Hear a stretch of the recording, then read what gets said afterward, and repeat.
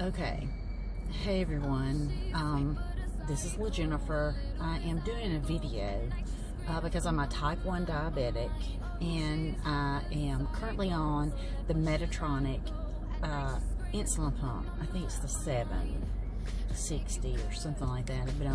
I've had an insulin pump for a long time, and again, I'm type 1 diabetic. It's a whole background story that I can do another time, but the reason I'm doing a video now is I just went and saw my endocrinologist. My hemoglobin A1C, the last time, which was 3 months ago, that I saw him was 7.6. And obviously, most people are like, that's so high, but for me, I'm a very brittle diabetic. I mean, I can literally pass gas, and it's like, guess what blood sugar, my blood sugar, so it could go high or low. Emotions, sickness, does mine, stress, and too, personal. I mean, I'm a woman, so when it's that time of the month, I have horrible periods, and I mean horrible, and it will trigger migraines. I have migraines anyway, but if my blood sugars are out of whack, it will trigger migraines. And recently I have started having migraines, and they've lasted a week, 2 weeks, stuff like that, and that hadn't happened since I was young. But anyway, I went to see my endocrinologist, and my hemoglobin A1C was 9. It hasn't been 9 since the day that I was diagnosed, when I was young. And that's super scary for me. I'm 46 years old. I already have bad eyes. That's not from diabetes. It's from birth. They use forceps on me and all that kind of stuff. And then I had a lazy eye, all that kind of stuff. And I used to wear contacts and stuff, but I'm very comfortable in my glasses, so it doesn't bother me that I can't. But being diabetic, my eyes dry horribly, and they don't make contacts strong enough for my prescription, and I have a rare astigmatism, because of course I do. I can't have anything normal, But anyway, and so I'm super upset about that. It really bothers me. I have bad arthritis and fibromyalgia, and I'm very fatigued all the time. I mean, that's just, I have chronic fatigue. And my hands have really started bothering me even more. A lot of stuff has just started, bothering me some more. I did weigh a lot, and about 3 years ago, I lost over 70 pounds. And I actually had gotten sick to the point where I couldn't gain weight. It was weird. I went through this thing where I was having, some anxiety and depression and stuff like that, and I had to have some surgeries and, life. And I don't know if any of y'all know, but diabetics are 50 to 60% more likely to come down with depression, because we have to deal with this every single day. And it's type 1 diabetics who normally come up with that, because if we don't do what we're supposed to do, we will die. There will be no, tomorrow, whatever. And people don't understand both types of diabetes, type 1 and type 2, can be very dangerous. But with type 2, it has to be for long periods of time before you see what has happened to you, and you may never, depending on what age you are diagnosed with it. But you can actually, some people can just include exercise, and they will no longer be diabetic. They can change their eating habits, and they will no longer be diabetic type 2. That doesn't happen for us. And I mean, it's deadly. And at the time, it's, you may be able to catch something, but you don't know what damage it has done to the inside of your body, and that's super scary. So I digress. I was thinking about getting the Omnipod.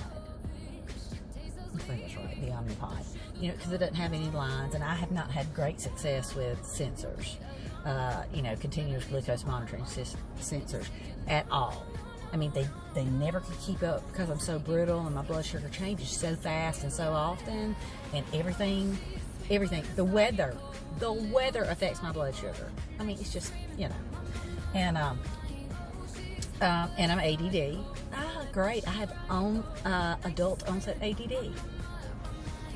Just add something else to the mix. I mean, seriously, but I can laugh about it. I mean, I'm very blessed. God has been very good to me. I'm just telling you, I would not be here today if it wasn't for Him.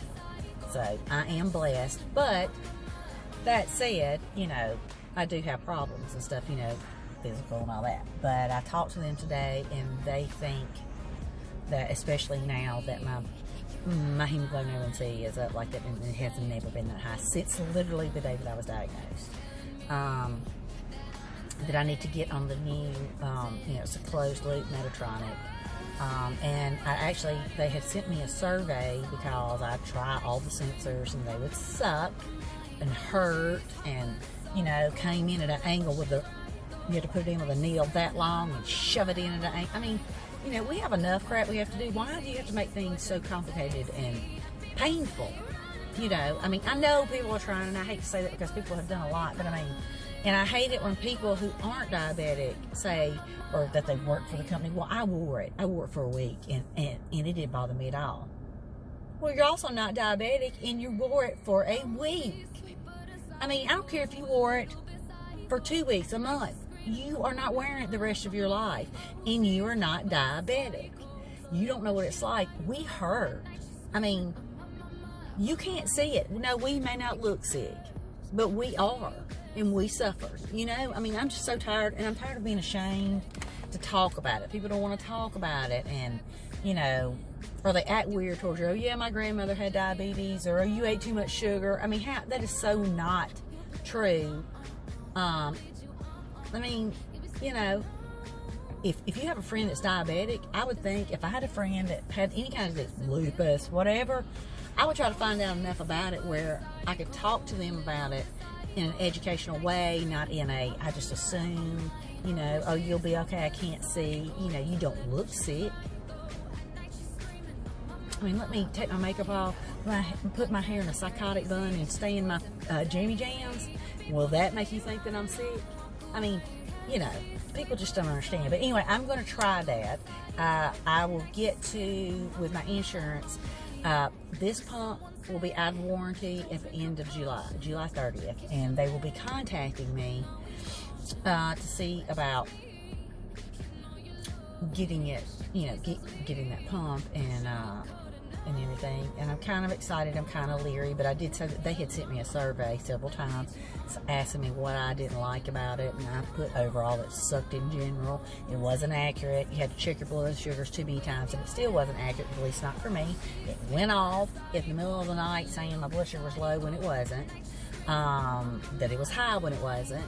You know, I mean, it just, don't put out something just to put it out. You know, make sure that, and everybody's different like me. I know lots of diabetics who, they look at me like I'm crazy because I'm so brittle and talk about, you know, and all that. But luckily for me, and I'm telling you, the good Lord is taking care of me, that I have had hardly any complications as far as neuropathy, anything like that. Now, on the other front, I have chronic fatigue. I mean, I'm arthritis.